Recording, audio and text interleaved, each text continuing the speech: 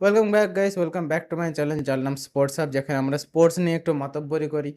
आइए देखते हैं बैठचंद मजा आएगा ये লাস্ট ভিডিওতে আমি প্রমিস করেছিলাম যে ফোর্থ টেস্টের স্ট্র্যাটেজি নিয়ে আমি একটু ডিটেলসে আলোচনা করব।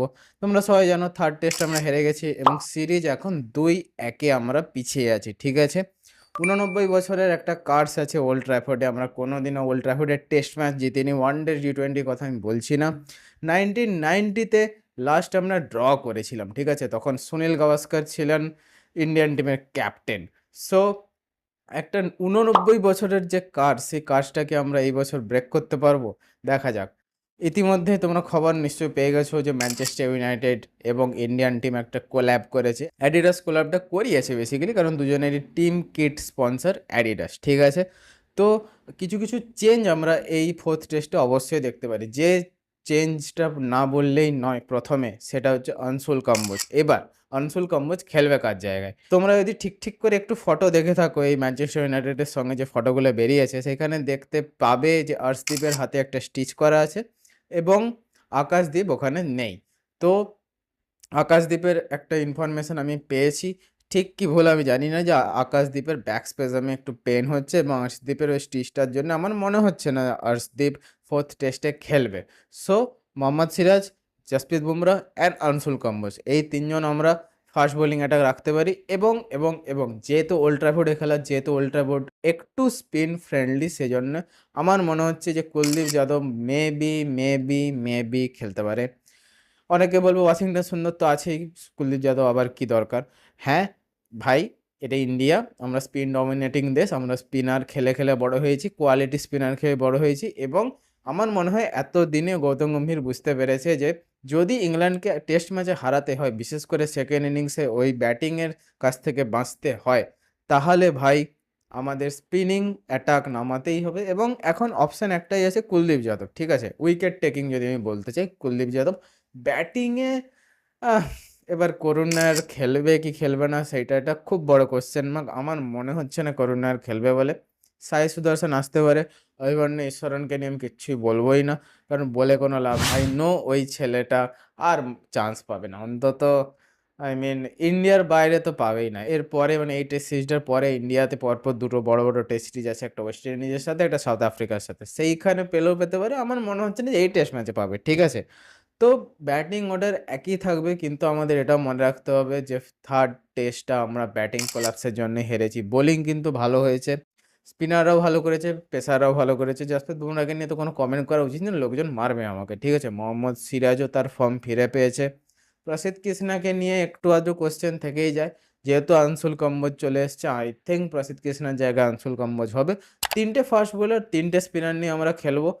তবে হ্যাঁ, আরেকটা যে বড় রিস্ক, সব থেকে বড় রিস্ক যেটা, যে যখনই আমরা তিনটে তিনটে ছটা এরকম বোলার নিয়ে খেলি, তখন ব্যাটসম্যানদের অপশান কম যায়। ঠিক আছে, তো যদি যদি কোনোভাবে এরকম সেকেন্ড ইনিংসের মতো কোল্যাপস হয়ে যায়, যেটা থার্ড টেস্টে ঘটেছিল, তাহলে ভাই একটু সমস্যা আছে, একটু নয় অনেকটা সমস্যা আছে। কারণ এই টেস্ট ম্যাচটা হেরে গেলে সিরিজও গেল, এটা সিরিজ বাঁচানোর টেস্ট। ঠিক আছে, এবং ওল্ড ট্র্যাফোর্ডে আমাদের হিস্ট্রি একদমই ভালো নয়। আমরা জিতা তো দূরের কথা, মানে ড্র করে দিলেও মনে হয় যে জিতে যায়, এরকম আমাদের ওল্ড ট্র্যাফোর্ডে অবস্থা। ঠিক আছে, ওল্ড ট্র্যাফোর্ড ভাই এমন একটা মাঠ যেখানে সব সময় ইন্ডিয়ান ব্যাটসম্যানরা বিশেষ করে সমস্যায় পড়েছে। আম, একটু এদিক ওদিক হয়ে গেলে ব্যাটসম্যানরা দুম দাড়াক্কা পড়ে যায়, এবং আমরা সিরিজে দেখতে পেয়েছি 31 রানে 7টা পড়েছে, 42 রানে 7টা পড়েছে। তো এরকম কোল্যাপস যে ঘটেছে না, এই কোল্যাপসটা যদি কোনোভাবে ঘটে, তাহলে আমার মনে হয় না যে যে কোনো ব্যাটিং অর্ডার হোক, সে যা তিগড়াম লাগানো লাগিয়ে দেওয়া যেতে পারে। বাট যদি এরকম কোল্যাপস করতে থাকে, I don't think this will be great for us.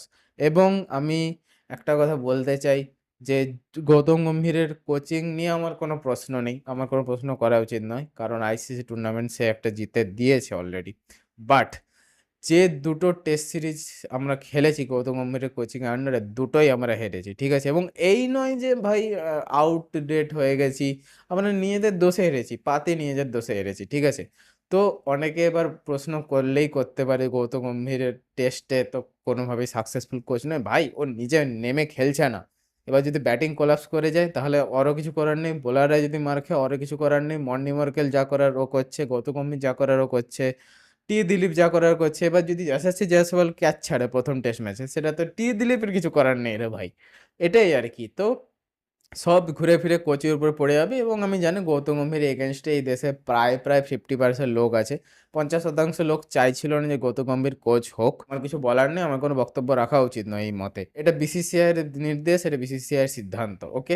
But আমি একটা কথা অবশ্যই বলতে পারি যে যদি এই সিরিজটা আমরা এইভাবেই হেরে যাই, এরকম ব্যাটিং কোলাপস করে এরকম দুমদারাক্কা হেরে যেতে থাকি, তাহলে পাবলিক কোশ্চেন তুলবে। এবং সবাই জানে যে পাবলিক যদি না আসে, সে যে কোনো স্পোর্টসে, ঠিক আছে, ক্রিকেট হোক ফুটবল হোক, পাবলিক যদি না আসে, স্পোর্টসের সেই মাহাত্ম্যটাই থাকে না।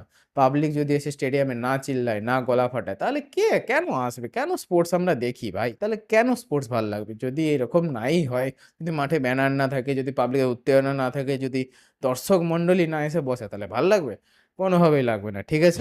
তো মরাল অফ দ্য স্টোরি এই, যে এই টেস্ট সিরিজটা জেতার জন্য আমার মনে হয় শুভমান গিল এবং গৌতম গম্ভীর সমস্ত রকম তেগড়াম লাগাবে। যত রকম কম্বিনেশন পারমুনেশন হয় সব রকম লাগিয়ে একটা নতুন, একটা ফ্রেশ টিম আমার মনে হয় নামবে। হ্যাঁ, কিছু কিছু প্লেয়ার তো থাকবে, যেমন জয়সওয়াল, রাহুল, বুমরা, জাদেজা, এগুলো তো ফিক্সড, পান্থ। কিন্তু কিছু নতুন ফেস আমরা দেখতে পেতে পারি। এবং সাই সুদর্শনের আরেকটা চান্স হলেও হতে পারে। এবং যদি এই চান্সটা হয়, তাহলে আমার মনে হয় সাই সুদর্শনের এই চান্সে রান পাওয়া উচিত। কারণ ও যে ক্লাস ব্যাটসম্যান, ও যে বড় মাপের ব্যাটসম্যান, ওর রান পাওয়া উচিত ভাই। তো গাইস, এটা একটা ছোট্ট অ্যানালিসিস ভিডিও। আমার মনে হয় তোমাদের একটু সুবিধা হয়েছে বুঝতে। তো মেন কথা, যদি কোল্যাপস না করি আমরা, আমাদের বোলিং যথেষ্ট ভালো আছে। ইংল্যান্ডের ব্যাটিংয়ের অকাত নেই, পাতি অকাত নেই। আমাদের বোলিংয়ের সামনে 250, 300, 400 রান করে দেবে, ঠিক আছে। 210, 15, 20 অতটাই আছে ভাই। ওই জো রুট যদি খেলে দেয়, বেন স্টোকস যদি 1-2 ম্যাচ খেলে দেয়, তাহলে হবে, নয়তো হবে না।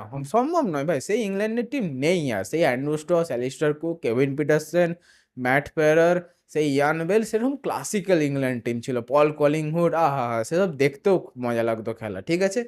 তো দেখা যাক, পরশু থেকে শুরু। এছাড়া পরশু থেকে ডুরান্ড কাপও শুরু, কোনটা দেখবো সেই নিয়ে আবার সমস্যা হয়ে যাবে। এই এক ভালো ভাই, একটা ভালো কি না, দুটো আলাদা আলাদা প্ল্যাটফর্মে হয়, আলাদা আলাদা ডিভাইসে দেখতে পারবো, ঠিক আছে। তো ভিডিওটা কেমন লাগলো আমাকে কমেন্ট করে দিও। তার সাথে যদি ভালো লেগে থাকে তাহলে প্লিজ লাইক করে দিও, চ্যানেলকে সাবস্ক্রাইব করে দিও। তোমরা দেখছো কিন্তু বড় লাইক সাবস্ক্রাইব করো না, বহুত হারামি তোমরা মাইরি। আমিও জানি, আমিও হারামি, মেদিনীপুরের ছেলে একটু হারামি, বাট বহুত হারামি ভাই, বাঙালিরা বহুত হারামি। ঠিক আছে, মন থেকে বলছি না, বাট কিভাবে বলছি, যাদের বোঝার ক্ষমতা নেই তারা প্লিজ, বুঝে লাভ নেই, তোমাদের বোঝানোর দায়িত্ব নেই আমার। এবং যারা বুঝতে পেরেছে তাদের স্যালুট। তাড়াতাড়ি আসছি, এটাকে এডিট করে, বেশিক্ষণ লাগবে না, পরশুর মধ্যে ছাড়তে হবে, কালকে ছেড়ে দেবো, ঠিক আছে। ততক্ষণের জন্য জয় হিন্দ, জয় বাংলা।